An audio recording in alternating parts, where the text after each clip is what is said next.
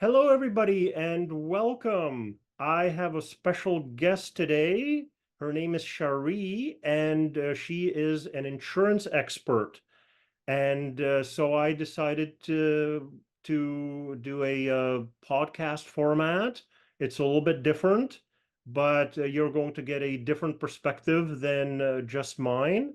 And so I think this is going to be very valuable. We're going to have maybe a little bit of a debate, but she's going to share with you more information than I'm able to because she is licensed in insurance.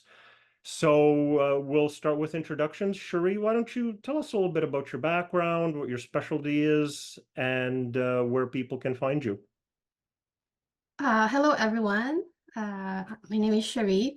I'm a life license advisor based in British Columbia. I am also licensed to operate in Alberta, Quebec, and Ontario.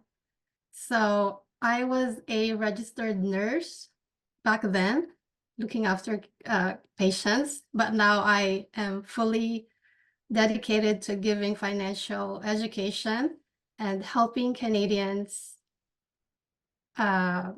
achieve financial peace of mind. Okay, great. And what's your Thanks for channel where having me. people?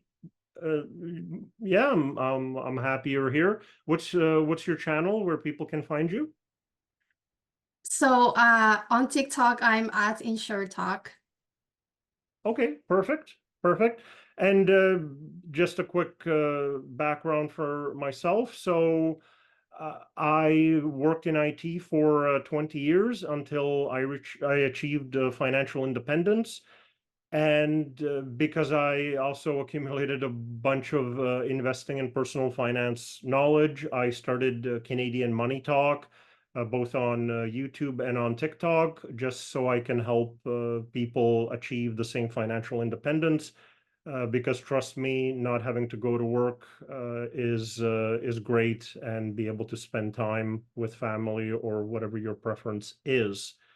So, Cherie and I are going to talk a little bit about goals and goal setting and evaluating the financial position for a potential client or a person who wants to work with us in order to make sure that we have the right information to provide the right products or to give the right information.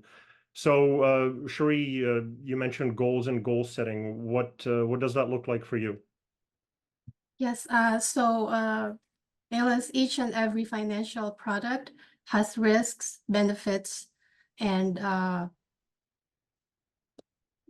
values that come with it. But it is important that before we make any recommendations, it is based on clients' goals and financial standing. Okay, so the first thing that has to be done is to make sure that the clients know where they're going, what are their short-term, mid-term, long-term goals. If we talk about short-term goals, it could be in the first year, what do they want to achieve? Is it to protect their family, to have reasonable protection for their income in case of serious illnesses? Is it to be able to buy a car? When we talk about long-term, do they want to have a mortgage later on? Or how much do they want to have on their retirement? And when do they want to retire? And speaking about suitability as well, it is good to know where you currently are financially. So having a budget and a balance sheet will help the client know how much they can save up for retirement and how much they can allocate for life insurance, for example. They will also be able to see which expenses are actually not necessary and might be crossed off of the budget. And knowing the net worth of a client is also important. And we'll be able to see this using a balance sheet. Okay, so having these numbers will help the client, for example, in estate planning or in deciding whether do they need life insurance. All right, so you do the full know your client, the KYC for your clients, and it sounds like you also help them a little bit with their budgets. That's true. Great. Well, that's certainly a value added for any financial professional that you're looking out for their best interest and that you really get to know them before recommending something. So that's great. Yeah, for me, knowing the goals and what the client is looking for is very important. And when I mentor folks, I always ask, so what are you looking for? How much are you wanting to spend in retirement per year? And then we can kind of see how we're going to get you there. So that's important. So that's goals and goal setting. So one of the simpler products that's available for life insurance is term life. So can you tell us a little bit about it and maybe who would need that type of insurance?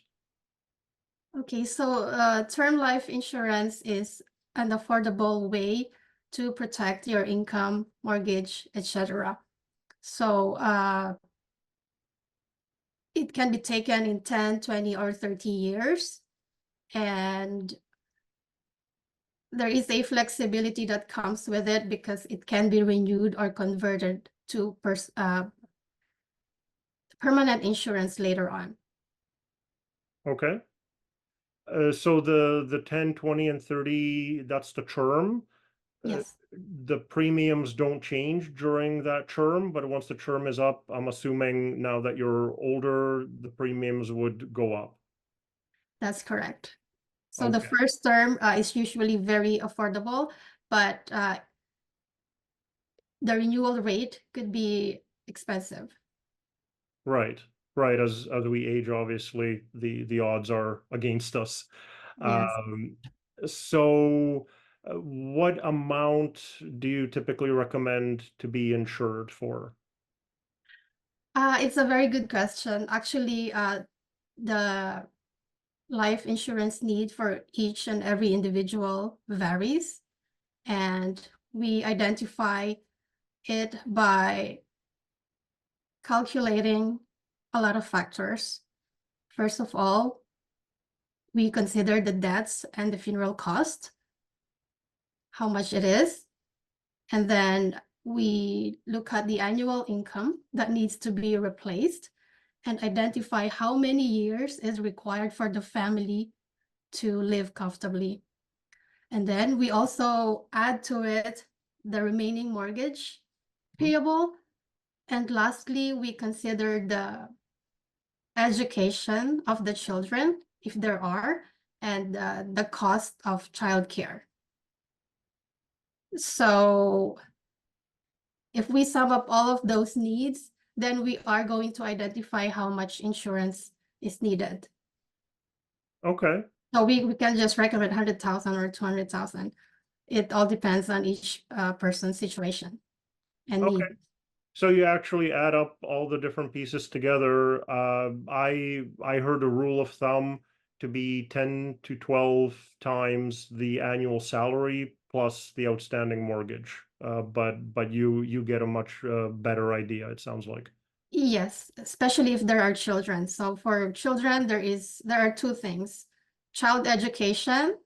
So for the college, it is about, let's say 12,000 a year on average, multiplied by, if it's 4 years, then it's going to be 48,000. And for child care, so the child care is from 0 to 12 years old. This is the time when they need to go to daycare or someone have to look after them when the parent goes to work. I see. We should back up a little bit though and say who should get life insurance and who should not. Okay, who should get life insurance and who should not? As I said, each individual's needs are different, right? And so if you are the main provider and the family relies on your income, then definitely you need to have life insurance. But even a housewife who doesn't go to work should have it because she's the one in charge of looking after the children, right? Okay. So if she won't be there, then the children will have to be sent to daycare, and it's going to cost something. So it's just a replacement for whatever that person was doing. Well, the income replacement is one component. Yeah, like the daycare, instead of the person handling it, the daycare is going to have to be paid for. I see. Okay. Uh, Generally, it sounded like it would be life insurance is appropriate for people that have financial dependence. If if you pass away and nobody's financial well-being is impacted, then generally life insurance may not be the product for you. But it sounds like you can extend that a little bit for the services you were providing, let's say, to the family. Yes, I agree with you that if there is an income to be replaced, then there should be life insurance if there are dependents relying on your income. And what else? But it doesn't mean that that's the only reason people buy insurance. The rich, for example, could use it to donate to a charity that they love, or to prepare for the tax implications of any properties they have. So Right. there could be any reason for using it. Okay. All right. Uh, I've I've occasionally heard about children being insured. Obviously, the cost is very low because the odds of a child passing is pretty low. But is that something that you would recommend or not so much? It is something that I would recommend as well. We could talk about the X-curve concept, wherein when we are younger, we typically focus on our family, right? And protecting their future needs in case something happened to us. And at this point as well, it is the time that we are just building our wealth, right? So sorry, I lost the question there. I asked about children Yeah, being insured. children. Yeah, for life Yeah, insurance.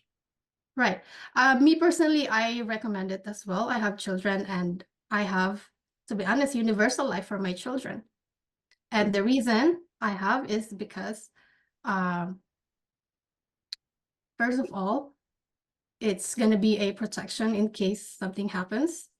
Secondly, there is a cash value accumulating inside, which later on I'll be able to access in many ways, either partial withdrawal or loans. Right. I also have a critical illness layered into that policy so that in case of critical illness, I'll be able to pay for costs that will not be able to be covered by the All right. Canadian healthcare system. Yeah, fair enough. And we'll talk about both universal and critical either later or in another Yeah. video. So that's fair enough.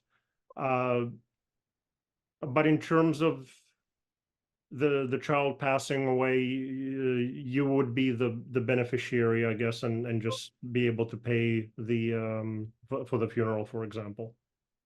That's correct. I see. Okay. All right. But that's not just the main purpose for it. There is a lot, I would say 15 benefits to having it. Can That's you why I decided to uh, the one of the other reasons as well is that they get the guaranteed insurability. Right. Right now, they get insured in case they have any kind of sickness later on, they are insured for a certain amount already. Right, that it sort of gets them gets them on the plan, and it is a small amount obviously that they're paying. Um, then again, the odds of something with a child is fairly slim. So okay. Um, uh, Generally, at least from my point of view, Mhm. as I said, if the child doesn't have any dependence, financial dependence, then life insurance may not be the vehicle, but that's sort of a rule of thumb. It sounds like there's individual reasons why you would want to do that. Um, so I know we're going to talk about universal life a little bit later, but in terms of growing wealth and being insured, an alternative to universal life is to have term life and then investing the difference yourself into exchange traded funds, for example. Uh, is that something you've recommended to people in the past, or is that something that can be done? That's something that can be done for sure, Right. because as I said, suitability of each financial product would depend on the client's financial situation, preferences, and needs. Right.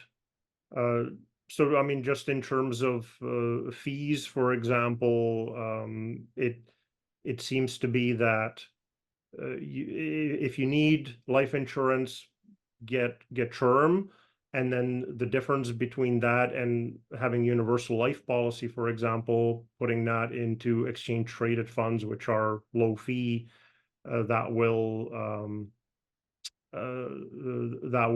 generally work as well, if not better than universal life. So that's sort of been uh, by most experts, that seems to have been the consensus. So yeah, it's something that I've talked about on the channel, that if you do need life insurance, get term. That's Mm. perfectly fine. And then if you have extra money, then invest that on your own. So, anything you'd like to add to that one, Charee? Uh, uh, that is one good strategy, to be honest. If the clients can take advantage of management expense ratio, which is really good, for example, 0.5 to 1.5, that's a good thing. The only thing I would ask them is to invest in their education and training so that they'll feel comfortable doing it. To invest on their own, just Yes, to learn how to do it. Absolutely, yes, yeah. Learning whether on our channels or others is always good, and having more information, because it is your money, and where you're putting it, you should be aware and do everything from an informed point of view. So yeah. absolutely.